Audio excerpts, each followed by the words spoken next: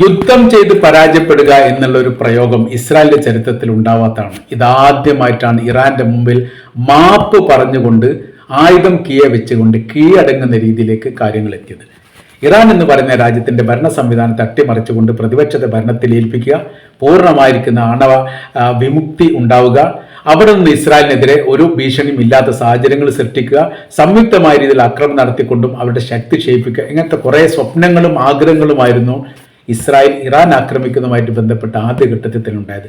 എല്ലാം വീണുടഞ്ഞു പോയിരിക്കുന്നു എന്നുള്ളതാണ് ഇതിന്റെ യാഥാർത്ഥ്യം. ലക്ഷ്യത്തിൽ എത്തിക്കാൻ വേണ്ടി സാധിച്ചിട്ടില്ല എന്ന് മാത്രമല്ല, അവസാനം ഇസ്രായേൽ മാപ്പ് പറയുന്നിടത്തേക്ക് കാര്യമെത്തി. ശക്തമായിരിക്കുന്ന ആക്രമണ പരമ്പരകൾ ഇറാൻ തുടങ്ങിയപ്പോൾ പ്രതിരോധിക്കാൻ സാധിക്കാത്ത വിധം അവരുടെ പ്രതിരോധ സംവിധാനങ്ങൾ തന്നെ തകർന്നുപോയി.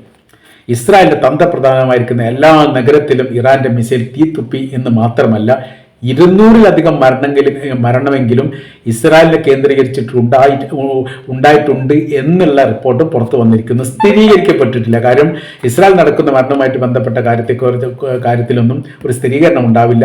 10,000-ലധികം ആളുകൾക്ക് വീട് നഷ്ടപ്പെട്ടു. കാരണം അവിടെ ഫ്ലാറ്റ് സമുച്ചയങ്ങളെല്ലാം തകർന്ന് പൊളിഞ്ഞു പോയിരിക്കുന്നു.